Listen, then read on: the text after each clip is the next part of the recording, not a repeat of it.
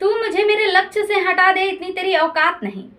तू मुझे मेरे लक्ष्य से हटा दे इतनी तेरी औकात नहीं, और अगर जज्बा रहा ना तो मुश्किलों का हल भी निकलेगा। ये ज़मीं बंजर हुई तो क्या, ये ज़मीं बंजर हुई तो क्या, वहीं से जल भी निकले। दोस्तों नमस्कार, मैं हूँ संगीता जी दमन और स्वागत करती हूँ आप सभी का अपने चैनल संगीता जी दमन में। सर्वप्रथम आप सभी समस्त देशवासियों को डॉक्टर बाबा साहब भीमराव अंबेडकर की जन्म जयंती पर आप सभी को अग्रिम हार्दिक शुभकामनाएं। दोस्तों आज मैं बाबा साहब भीमराव अंबेडकर के जीवन संघर्षों के बारे में, उनके कुछ पहलुओं के बारे में आप सभी को कुछ कहना चाहती हूँ, तो प्लीज़ वीडियो को अंत तक जरूर देखिएगा। और अगर आप अभी तक हमारे चैनल को सब्सक्राइब नहीं किए हैं तो जल्दी से सब्सक्राइब बटन को दबाकर चैनल को सब्सक्राइब करें और न्यू नोटिफिकेशन पाने के लिए बेल आइकन को प्रेस करें, ताकि हमारे हर वीडियो की जानकारी सबसे पहले मिल सके आपको टाइम टू टाइम। दोस्तों बाबा साहब भीमराव, इनका जन्म इंदौर के एक दलित परिवार में हुआ था। समाज में इन्हें अछूत समझा जाता था। बाबा साहब पढ़ना चाहते थे, जिसके एडमिशन एक स्कूल में करवा दिया जाता है और फिर वहाँ पर उस क्लासरूम में, उस स्कूल के क्लासरूम में बाबा साहब को बैठने नहीं दिया जाता है, जिसके कारण बाबा साहब क्लासरूम के बाहर ही बैठकर पढ़ाई किया करते थे। और छुआछूत इस कदर था दोस्तों कि उस स्कूल का चपरासी उन्हें प्यास लगने पर पानी ऊपर से डाल दिया करता था।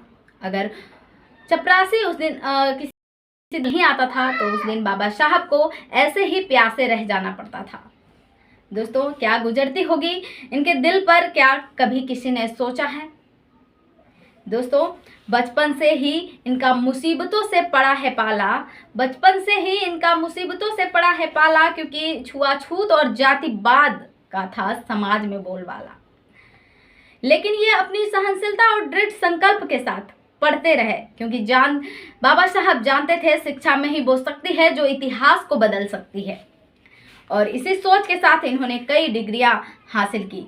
लेकिन इतनी शिक्षा हासिल करने के बाद भी छुआछूत और जातिवाद ने इनका दामन नहीं छोड़ा था। सुनकर बाबा साहब के संघर्षों की यह कहानी, सुनकर बाबा साहब की संघर्षों की यह कहानी आंखों में आ जाती है पानी। दोस्तों लेकिन बाबा साहब ने हिम्मत नहीं हारी और देश से जातिवाद और छुआछूत जैसे बीमारियों को जड़ से खत्म करने के लिए यह आंदोलन करते रहे। और फिर 15 अगस्त 1947 में आज़ादी के बाद इन्हें भारत का प्रथम लॉ मिनिस्टर बनाया गया। और फिर 29 अगस्त 1947 में इन्हें संविधान की प्रारूप समिति का अध्यक्ष बनाया गया। और इसके बाद उन्होंने अपनी बुद्धिमत्ता के बल पर इतिहास को बदल दिया और भारत का संविधान रच दिया। जी हाँ दोस्तों, और उस संविधान में बाबा साहब हमें मूल अधिकार दिए। और वो क्या है आप जानते हैं कि सबसे पहला अधिकार कौन सा था? यह अधिकार वही था जिसके लिए बाबा साहब बचपन से तड़पते रहे, और वो अधिकार था समता या समानता का अधिकार, जिसके हैं हम सभी हकदार। यह अधिकार अनुच्छेद 14 से अनुच्छेद 18 तक है।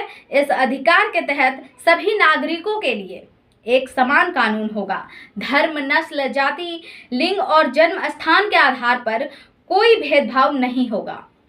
अस्पृश्यता का और उपाधियों का अंत होगा। वे हमेशा दलितों और अछूतों के लिए ही नहीं बल्कि इंसानियत और महिलाओं के लिए भी संघर्ष करते रहे।